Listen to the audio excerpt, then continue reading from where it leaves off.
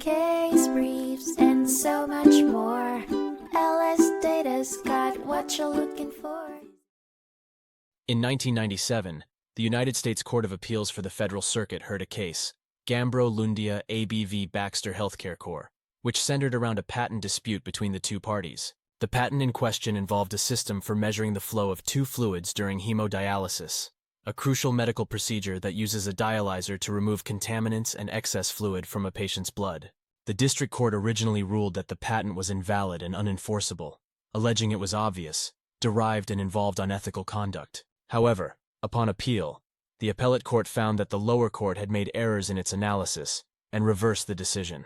The majority opinion, written by Circuit Judge Rader, determined that Baxter had, in fact, infringed on Gambro's patent. A key factor in this determination was the acknowledgement that while the calibration method used in prior technology was effective, it did not account for drift caused by clogging, which the Gambro invention had successfully addressed.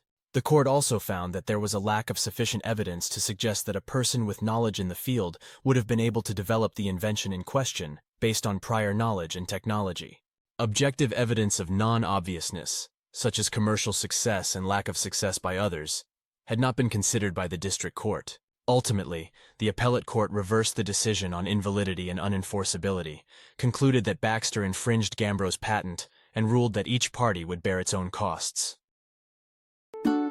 Case briefs, and so much more. LSData's got what you're looking for. Visit lsd.law, elevate your mind.